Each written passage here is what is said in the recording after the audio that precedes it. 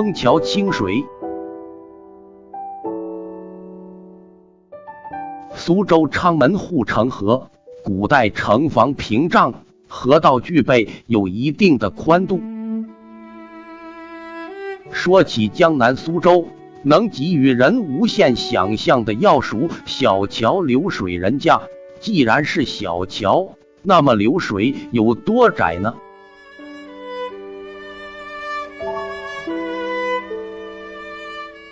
昌门城内不远处有一座高桥，跨越古城第一直河学士河。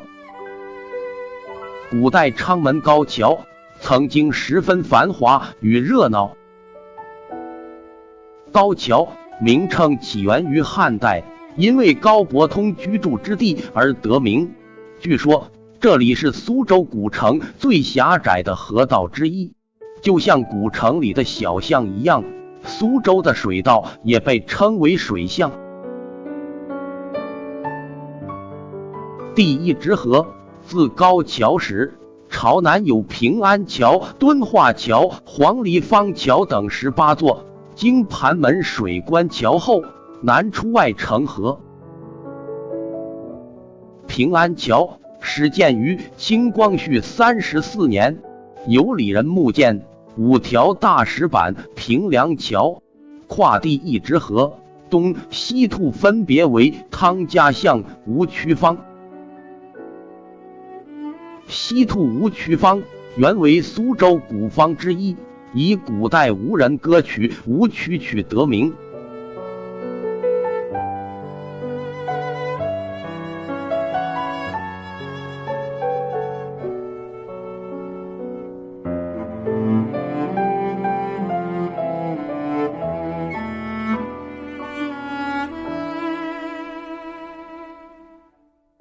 敦化桥俗名敦虎桥，跨第一直河，东兔为汤家巷，西兔是吴渠坊。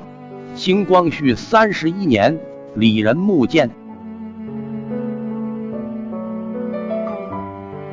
东兔汤家巷是一条可以让人发思古之幽情的古巷，为南朝宋时的诗人汤惠林在此处居住。